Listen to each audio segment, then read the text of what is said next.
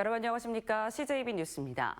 백두대간에 막혀 교통이 단절되고 상수원 보호구역에 묶여 개발이 더딘 충청북도가 정부의 지원을 촉구하는 대정부 성명을 발표했습니다. 지속적인 피해와 희생에 대한 합당한 보상을 해달라는 큰 그림인데 정부를 상대로 한 설득전이 시작됐습니다. 조용관 기자입니다. 국회 소통관에 모인 김영한 지사와 여야 국회의원들은 일성으로 충북에 대한 규제 완화를 촉구했습니다.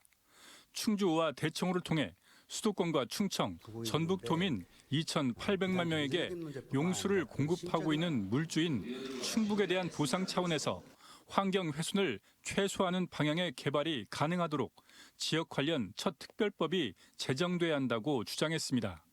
이 주민들의 삶이 정말 황폐되어 있다. 그렇기 때문에 또 인구 소멸도 빠르게 진행되고 있다.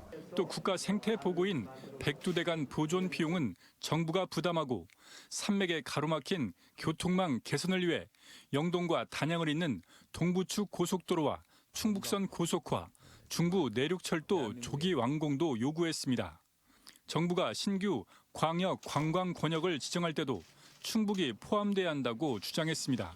개발 여건을 만들어 나가기 위해서 새로운 기술적 지원, 또 중앙정부 차원의 재정적 지원이 획기적으로 이루어져야지만이. 김영한 지사는 지금까지 멍해를 안고도 아무런 요구도 하지 않은 상황을 이해할 수 없다며 겹겹이 쌓인 규제로 인한 한 해 경제적 손실은 기회 요인을 제외하고도 10조 원에 달한다고 주장했습니다. 레이크파크 르네상스를 하려고 하면 이 규제 위에서는 불가능하다는 생각을 갖고 있습니다. 그것을 근본적으로 들여다보면 이것은 규제의 멍에 위에 지금 충청북도가 있다. 김영한 지사는 올해나 내년 상반기 가칭 바다 없는 충북 지원 특별법 제정을 목표로 하고 있으며 규제를 풀지 않으면 도민들과 함께 불복종 운동도 전개하겠다고 밝혔습니다. CJB 조윤광입니다. 최근 하루가 멀다 하고 내리는 비에 과수농가들의 피해가 이만저만이 아닙니다. 복숭아고 사과고 탄저병의 기승을 부리는 데다 낙과 피해가 잇따르면서 수확량이 반토막 난 건데요. 추석 대목은 코앞에 왔는데 농민들의 한숨은 깊어지고만 있습니다. 이윤영 기자의 보도입니다. 충주의 한 복숭아 농장입니다. 나무 아래마다 떨어진 복숭아들이 나뒹굽니다. 보시는 것처럼 하루가 멀다 하고 계속 내리는 비에 복숭아들이 지금 계속해서 땅으로 떨어지고 있는데요. 복숭아의 특성상 한 번 떨어지면 바로 썩기 때문에 이것을 잼이나 다른 용도로도 사용할 수가 없어서 농가들의 피해는 더욱 커질 수밖에 없습니다. 수확량은 이미 반토막이 난 데다 지난해 4kg 한 상자에 25,000원 하던 복숭아가 올해는 15,000원에도 팔기 어려운 형편입니다. 한창 수확기에 비가 자주 내리면서 탄저병이 급속도로 퍼진 데다 꼭지 부분에 빗물이 고이면서 낙과 피해를 입고 있기 때문입니다. 인건비 같은 경우에도 작년에 비해서 한 30% 정도 오른 상태고 모든 자재비 다 올랐는데 농산물은 반토막 정도가 나다 보니까 아주 농사를 져야 되냐 말아야 되냐 지금 갈림길에 좀 온 것 같습니다. 실제로 최근 석 달 동안 충주 지역에 내린 강수량은 945mm. 평년과 비교해 161%나 증가했습니다. 잦은 비에 사과도 탄저병이 급속도로 확산되고 있습니다. 추석 대목을 앞두고 탄저병이 70% 이상 발생하는 농가가 속출하면서 수확마저 포기해야 하는 형편입니다. 마음속으로 그냥 참혹해요. 그냥 어떻게 뭐 밥을 먹어도 밥을 먹는 건지 이게 우짠 이런 일이 벌어졌는지 뭐 저로서는 어떻게 앞날이 진짜 깜깜하네요. 깜깜하네. 이른 추석에 잦은 비, 여기에 인건비와 자재비 상승 등 과수 농가들이 삼중고에 허덕이고 있습니다. CJB 이윤영입니다.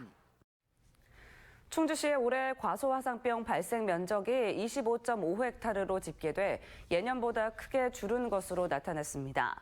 이는 지난해 62.4헥타르의 40% 수준으로 과수화상병이 가장 심했던 2020년 191.1헥타르와 비교하면 13% 수준입니다. 충주시는 과수화상병 예방을 위해 겨울철 궤양 제거와 발생 시기 정밀 예찰 등의 노력이 성과를 거뒀다고 평가했습니다. 청주 충북환경운동연합은 어제 가습기 살균제 참사 11주기를 맞아 피해자들이 하루빨리 피해 인정을 받고 가해 기업으로부터 배 보상을 받는 기본적인 조치가 이루어지길 바란다고 밝혔습니다.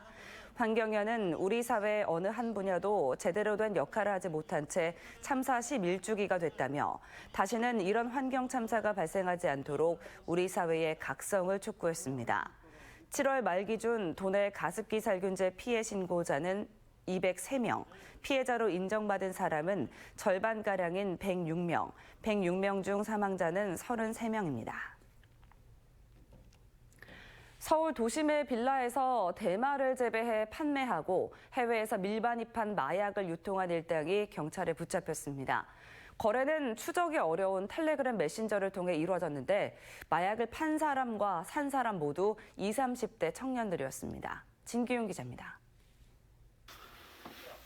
빌라에 들어서자마자 말린 대마를 담아놓은 유리병이 무더기로 발견됩니다. 방 안에는 아예 화분을 들여와 대마를 재배하고 있습니다. 대마가 잘 자라도록 선풍기와 LED 조명까지 동원됐습니다. 29살 A씨 등 2명이 지난해 10월부터 올해 4월까지 이 빌라에서 재배한 대마는 약 8kg, 2만 명이 동시 투약할 수 있는 양입니다. 또 총책이 알려준 곳에서 수거해 다른 장소에 보관해온 코카인과 케타민, LSD 등 마약류는 무려 12만 명이 동시 투약 가능한 3kg에 달합니다. 경찰이 마약 유통 일당 8명과 투약자 14명을 검거했습니다. 총책인 38살 B씨 등 2명은 텔레그램 마약방을 운영하며 재배관리책인 A씨와 운반책들에게 해외에서 밀반입한 마약류 5종의 유통을 지시했습니다. 눈에 안 띄는 건물 양수기 깊은 곳이나 목걸이, 변형시킨 음료캔에 마약을 숨겨 전달하는 치밀함을 보였습니다. 마약 대금은 가상화폐로 받고 마약을 숨긴 위치는 텔레그램으로 알려줘 추적을 피했습니다. 특히 마약을 유통한 사람들과 투약자들 모두 20, 30대 청년들이었습니다.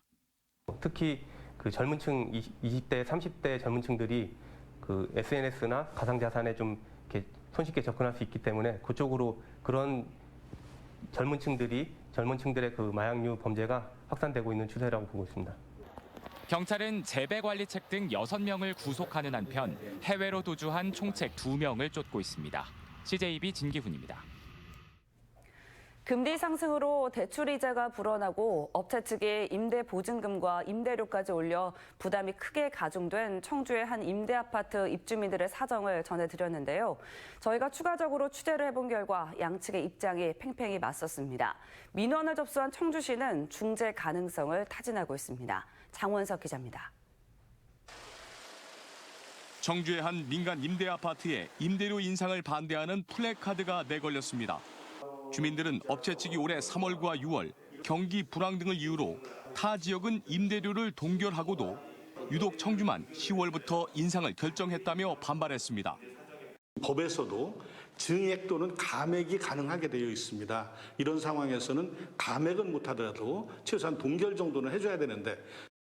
청주시 게시판에는 임대료 인상에 항의하는 글이 도배됐습니다. 전기 등 공공요금의 인상과 불어나는 은행 이자에 더해 임대보증금 최고 500만 원 인상과 월 임대료 1.9% 인상은 감내할 수준이 아니라는 겁니다. 주거비가 한꺼번에 70%가 올라가 버리니까 아주 경제적으로 심각한 상황에 처해 있을 수밖에 없습니다. 업체 측은 현행법상 1년에 5% 이내에서 임대료 인상이 가능하고 주민 대표들과 협의를 거쳤다며 모든 법적 절차를 따르고 있다는 입장입니다. 업체 관계자는 주민들도 금리 인상으로 인해 대출이자가 부담스러운 것처럼 회사도 같은 처지라고 밝혔습니다. 이렇듯 업체와 주민 간 갈등의 골이 깊어지자 청주시가 중재안을 찾기 위한 검토 작업에 착수했습니다. 법상으로는 권한은 없지만 지자체 차원에서 좀 어쨌든 원만하게 합의가 될 수 있도록 좀 중재할 수 있는 방법이 없을까 그거에 대해서 지금 검토 중이다 이렇게 말씀드리는 거예요. 입주민들은 현행 민간 임대아파트 특별법이 업체 위주로 제정되어 있다며 주민을 위한 보완 대책이 시급하다고 주장하고 있습니다. CJB 장원석입니다. 청주시가 지역 주택시장의 안정세를 보임에 따라 국토교통부에 조정 대상 지역 해제를 요청했습니다. 청주시의 해제 요청은 이번이 세 번째로 지난 1월부터 7개월 연속 조정 대상 지역 지정 요건에서 벗어난 것으로 분석됐다고 밝혔습니다. 거래 절벽과 가격 하락 기조가 뚜렷해지면서 전국적으로 조정 대상 지역 해제 요청이 잇따르는 가운데 국토부가 어떤 결정을 할지 관심이 모아지고 있습니다. 청주사랑 상품권, 일명 청주페이 인센티브 지급이 청주시 의회의 추경 예산안 의결 절차를 걸쳐 오는 8일부터 재개됩니다. 충전 한도는 한 달에 기존 50만 원에서 20만 원으로 축소돼 인센티브 역시 5만 원에서 2만 원으로 줄어듭니다. 이상으로 CJB 뉴스를 마칩니다. 고맙습니다.